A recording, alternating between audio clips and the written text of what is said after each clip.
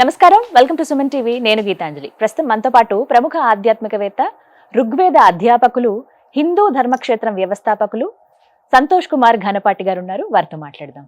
గురుగారు నమస్కారం అండి. నమస్కారం అమ్మా, మంగళం మహత్వం. గురుగారు, చాలా సందేహాలు నిత్య జీవితంలో ఎదుర్కొంటూ ఉంటాము. అదే సరైన వ్యక్తుల దగ్గర ఉంచితే మాకు సరైన సమాధానం వస్తుంది అనేది మా భావన. అందులో భాగంగా చాలా మంది కామెంట్స్ రూపంలో అడిగిన క్వశ్చన్స్ లో బ్రహ్మ ముహూర్తం గురించి ఎన్నిసార్లు అడిగినా కూడా ఒక కన్ఫ్యూజన్ అండి. బ్రహ్మ ముహూర్తం కరెక్ట్ గా అసలు ఏ సమయానికి?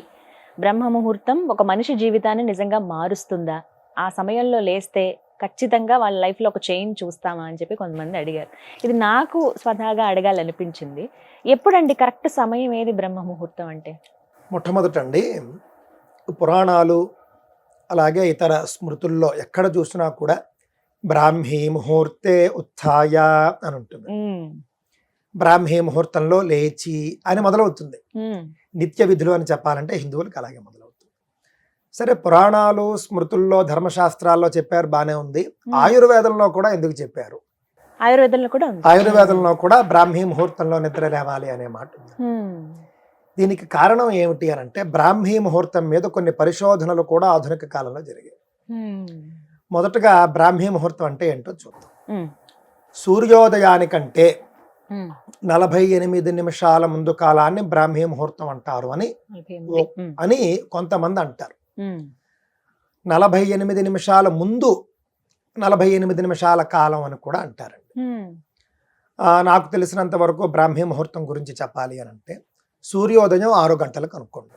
ఉదాహరణకి 6 గంటలకు సూర్యోదయం అయినప్పుడు 48 నిమిషాల ముందు కాలము అని అంటే 5 నిమిషాల 12 సెకండ్ల నుండి 6 గంటల వరకు మీకు బ్రాహ్మీ ముహూర్తం అవ్వాలి. ఇదే బ్రాహ్మీ ముహూర్తం అని కొంతమంది అంటున్నారు. కొంతమంది అలా కాదండి, 48 నిమిషాల ముందు 48 నిమిషాలు అని అంటే కనుక అప్పుడు మనకేమవుతూ ఉన్నది, దాదాపుగా 4 గంటల 24 నిమిషాల ముందు నుండి 5 గంటల 12 నిమిషాల వరకు ఇది బ్రాహ్మీ ముహూర్తం అనేటటువంటిది కూడా ఉందండి. నా అభిప్రాయం కూడా అదే. ఎందుకంటే మరీ సూర్యోదయానికి ముందు బ్రాహ్మీ ముహూర్తము అని మనం చెప్పడం కాకుండా ఈ రెండు కాలాల్లో కూడా శ్రేష్టమైనవే. సుమారుగా అంటే ఉదాహరణ చెప్పాలి, 6 గంటలకు సూర్యోదయం అయితే 4 గంటల 24 నిమిషాల నుండి 5 గంటల 12 నిమిషాల వరకు ఉండేటటువంటి కాలం బ్రాహ్మీ ముహూర్తము అని మనకు ఎక్కువగా చెబుతూ ఉన్నారండి.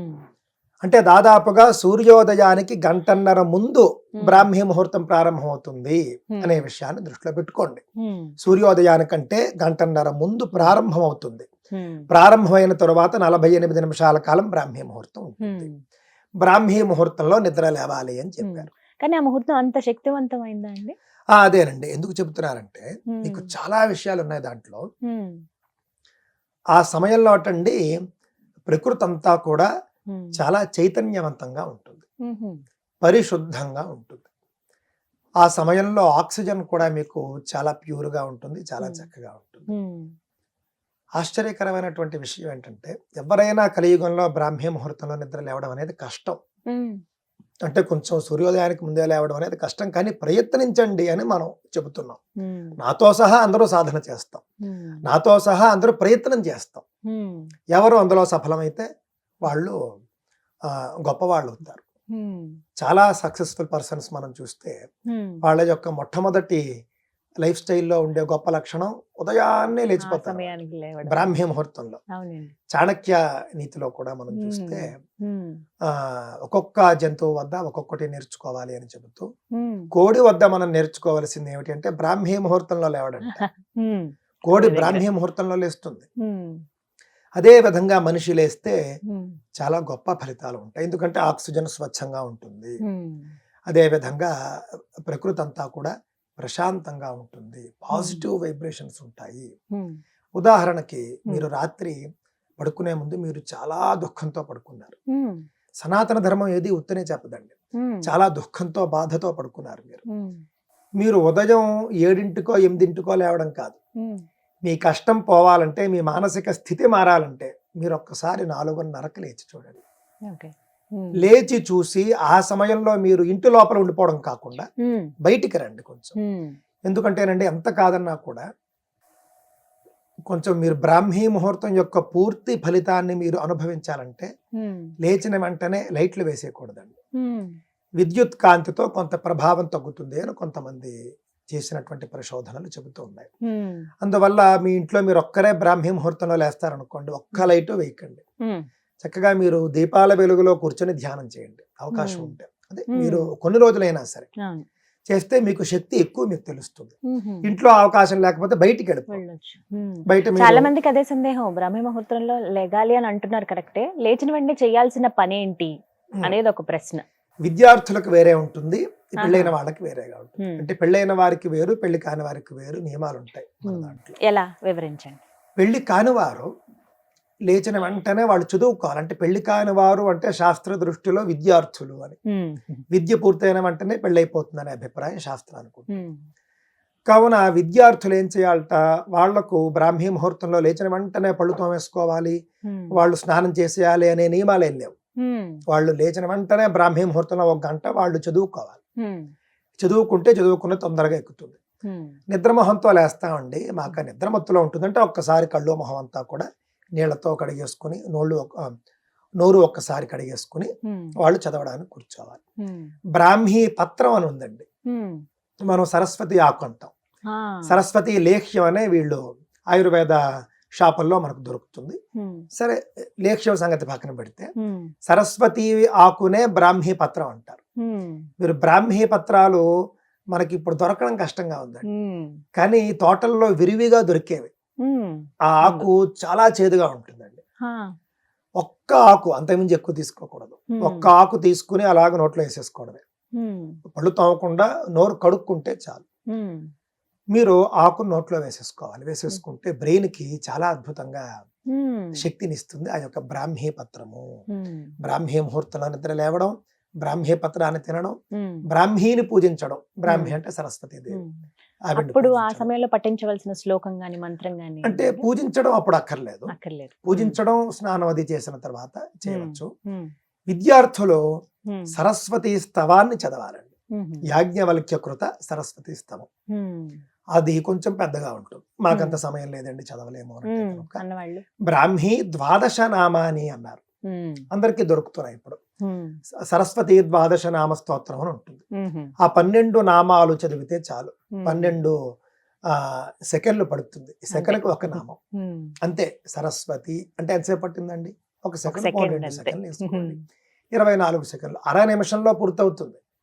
ఆ స్తోత్రం 3 సార్లు చేస్తే 1.5 నిమిషం. అది పెట్టుకోండి విద్యార్థులు. బ్రాహ్మీ పత్రాలు తినడం అలవాటు చేసుకోండి. ఎక్కువ తినకండి. ఎక్కువ తింటే పిచ్చెక్కుతుందని కూడా చెబుతారు కొంతమంది. అందువల్ల ఎక్కువ తినకూడదు. ఎంత ఏదైనా ఔషధం అది, కొంతే తీసుకోవాలి.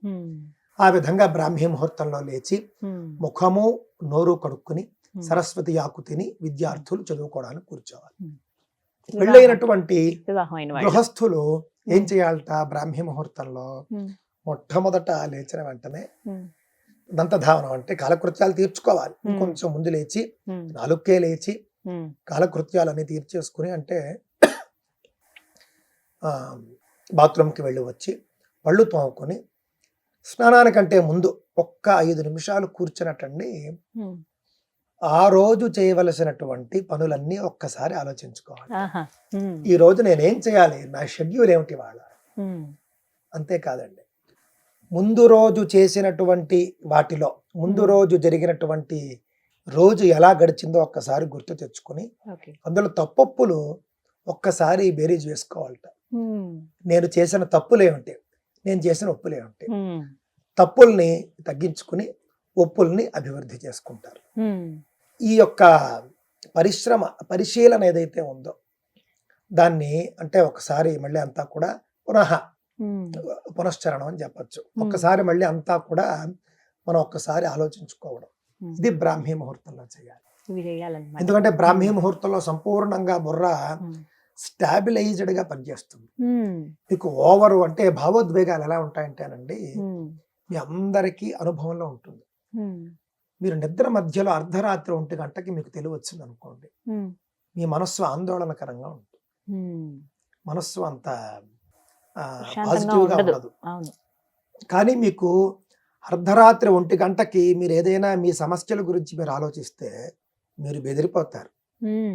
ఆ సమయంలో మీకు ఇంత సమస్యలా కనిపిస్తుంది.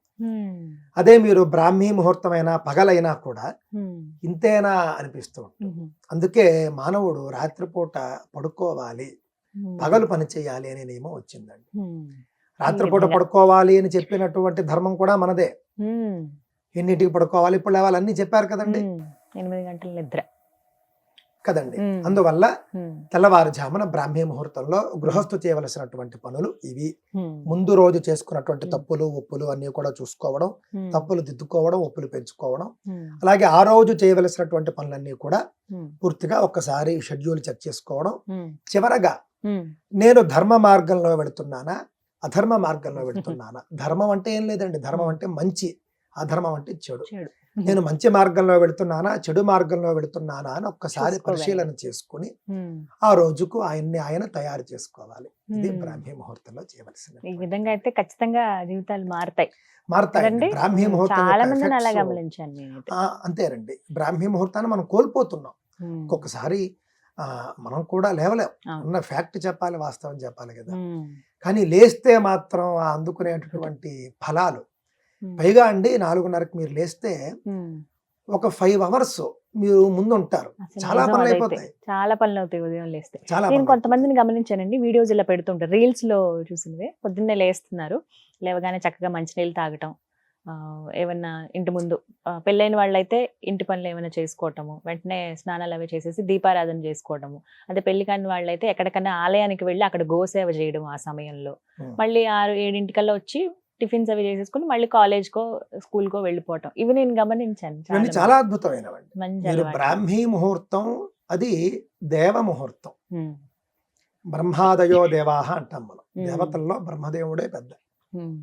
దేవతల్లో అంటే మహావిష్ణువు, శివుడు వేరు. మళ్ళీ బ్రహ్మదేవుడు కంటే పై స్థాయిలో ఉంటారు వాళ్ళు. కావున బ్రహ్మాది దేవతలు, బ్రహ్మ కింద వీళ్ళంతా వస్తారు. బ్రహ్మ సంబంధి ముహూర్తం అని అర్థం. బ్రాహ్మీ ముహూర్తం అంటే బ్రహ్మ సంబంధమైన ముహూర్తం. బ్రహ్మ సంబంధమైన ముహూర్తం అంటే ఏమిటి? దేవ ముహూర్తం అని అర్థం. కావున దేవ ముహూర్తంలో మనం ఏం చేయాలి? ఒకటి చదువుకోవాలి, లేదా దేవతా సంబంధమైనటువంటి పూజలు అవి చేసుకోవాలి. అలాగే దాన్నే మనం సమయాన్ని పంచుకుని ఈ విధంగా పురస్చరణలు అవి కూడా చేసుకుని, పురస్చరణ అంటే అదే గతావలోకనం, సింహావలోకనం అన్నట్లుగా గతావలోకనం చేసుకోవాలి.